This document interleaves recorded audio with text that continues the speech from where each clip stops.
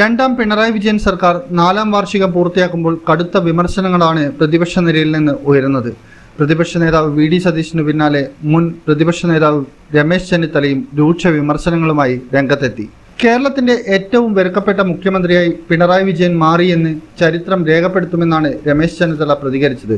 മുഖ്യമന്ത്രി വെറും പാവയും ഉദ്യോഗസ്ഥരുടെ ആജ്ഞാനുവർത്തിയുമാണ്.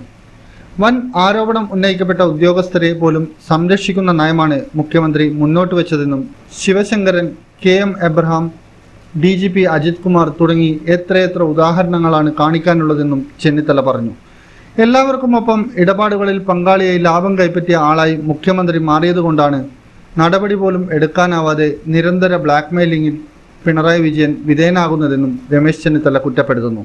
മുഖ്യമന്ത്രി തന്നെ മാസപ്പടി വാങ്ങുന്ന ഒരു മന്ത്രിസഭയെക്കുറിച്ച് കൂടുതലൊന്നും പറയേണ്ട ആവശ്യമില്ല. സംസ്ഥാനത്ത് ഭരണതന്ത്രം ചലിക്കുന്നില്ല.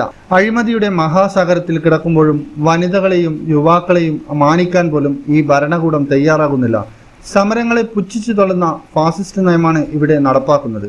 പാർട്ടി ബന്ധുക്കളെ മുഴുവൻ സർക്കാർ സ്ഥാപനങ്ങളിൽ തിരികെ കയറ്റി കേരളത്തിലെ പാവപ്പെട്ട ചെറുപ്പക്കാരുടെ കണ്ണീരിനു പുറത്താണ് ഈ നിയമനങ്ങൾ നടക്കുന്നത്.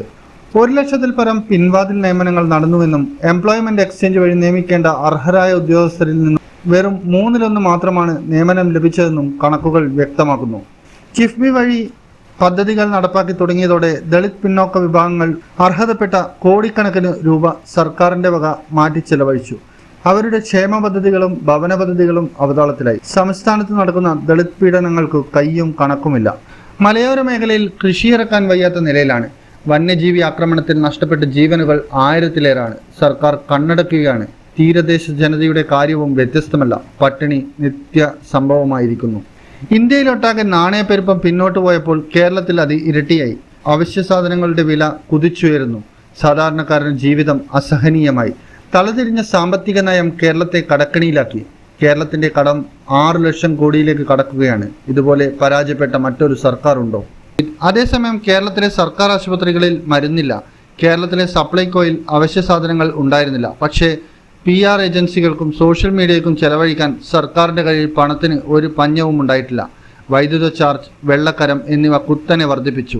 UDF ഭരണകാലത്ത് കൊണ്ടുവന്ന ദീർഘകാല വൈദ്യുതി കരാറുകൾ റദ്ദാക്കി. കോർപ്പറേറ്റുകൾക്ക് കോടികളുടെ ലാഭമുണ്ടാക്കപ്പെട്ട നിലയിലുള്ള ഷോർട്ട് ടേം കരാറുകൾ ഉണ്ടാക്കി വൈദ്യുതി വാങ്ങി അതിനെ അധിക ഭാരം മുഴുവൻ ജനങ്ങൾ മേൽ അടിച്ചേൽപ്പിച്ചു. ഇതിനു കോടിക്കണക്കിന് കമ്മീഷൻ പലരും കൈപ്പറ്റി. ഇത്രയും വർഷം കഴിഞ്ഞിട്ടും ദീർഘകാല കരാറിനെ കുറിച്ച് ചർച്ച നടത്താനോ ഒപ്പുവെക്കാനോ കഴിഞ്ഞിട്ടില്ല. ഇതിലേറെ കെടുകാര്യസ്ഥതയ്ക്ക് എന്തുദാഹരണമാണ് വേണ്ടതെന്നും ചെന്നിത്തല ചോദിച്ചു. ഒരു ഭാഗത്ത് സർക്കാർ 4 വർഷം ചെയ്ത കാര്യങ്ങളുടെ അവകാശവാദങ്ങളുടെ പട്ടിക നിരത്താൻ മത്സരിക്കുന്ന വകുപ്പ് മന്ത്രിമാർ, മറുഭാഗത്ത് അവ കീറിമുറിച്ച് സർക്കാർ അവകാശവാദം പൊള്ളയാണെന്ന് വരുത്തി തീർക്കാൻ പാടുപെടുന്ന പ്രതിപക്ഷം.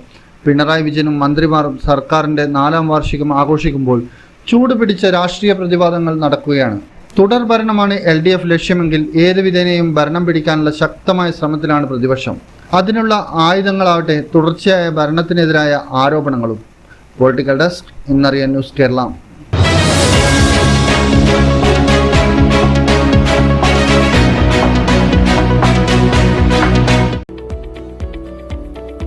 കണ്ണൂരിൽ 45 വർഷത്തെ സേവന പാരമ്പര്യം കുഞ്ഞപ്പ ട്രേഡേഴ്സിന് സ്വന്തം. കണ്ണൂർ സ്റ്റേഡിയം കോംപ്ലക്സിൽ പെയിന്റ് വിപണന രംഗത്തെ വിശ്വസ്ത സ്ഥാപനം. Asian paints, Berger, MRF, IndiGo, Shalimar, സ്നോസം എന്നീ കമ്പനികളുടെ അംഗീകൃത വിപണനക്കാർ.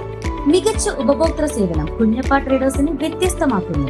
കെട്ടിടത്തിന് നിറം പകരാൻ ലോകോത്തര ബ്രാൻഡുകളുമായി പെയിന്റ് വിപണന രംഗത്തെ പാരമ്പര്യത്തിന്റെ കരുത്തുമായി കുഞ്ഞപ്പ ട്രേഡേഴ്സ് മുന്നേറുന്നു.